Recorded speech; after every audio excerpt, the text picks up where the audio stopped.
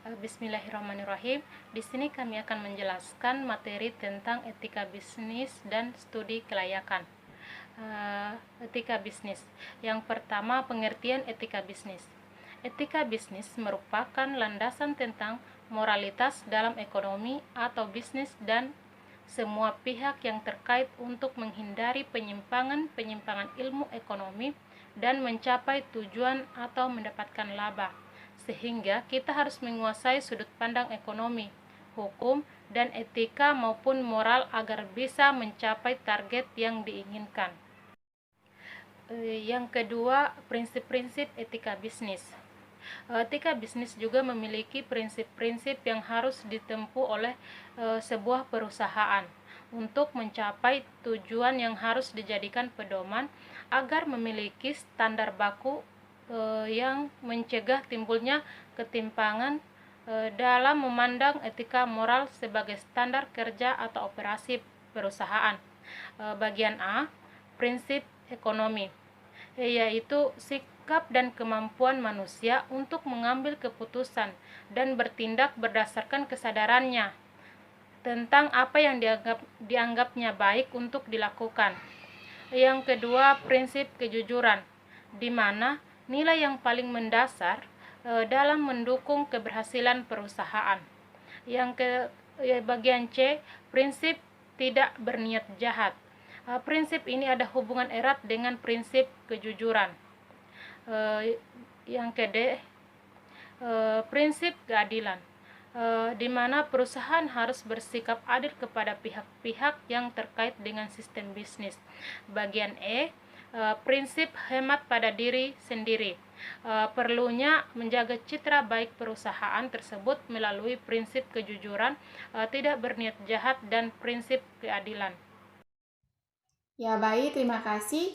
Di sini saya Malinjila Gajir akan melanjutkan materi dari Saudari Haryanti, yang dimana studi kelayakan usaha. Nah, di sini studi kelayakan usaha merupakan penelitian terhadap rencana bisnis yang tidak hanya menganalisis layak atau tidaknya bisnis dibangun, tetapi juga saat dioperasionalkan secara rutin dalam rangka penyampaian keuntungan yang memaksimalkan untuk waktu yang tidak ditentukan, misalnya rencana peluncuran produk baru. Kemudian yang berikut, hasil studi kelayakan pada prinsipnya. Kita bisa gunakan, yaitu yang pertama, merintis usaha baru. Kemudian yang berikut, mengembangkan usaha yang sudah ada.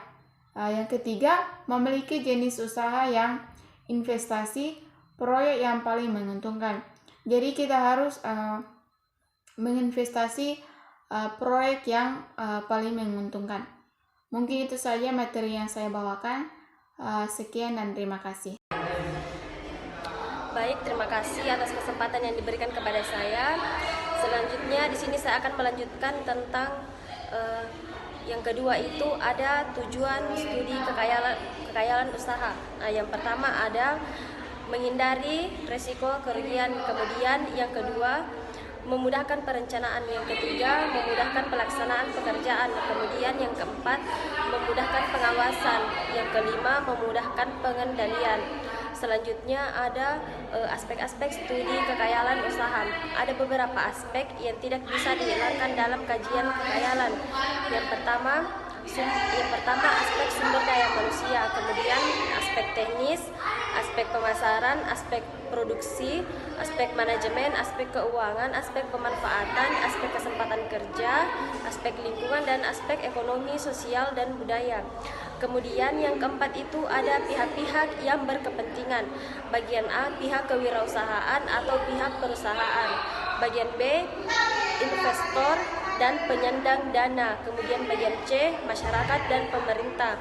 Kemudian yang kelima, analisis kelayakan usaha. Yang bagian A itu ada analisis aspek pemasaran. Bagian B, analisis aspek produksi atau operasi. Bagian C, aspek manajemen. Bagian D, aspek analisis aspek keuangan. Nah, itu saja yang dapat saya jelaskan. Terima kasih.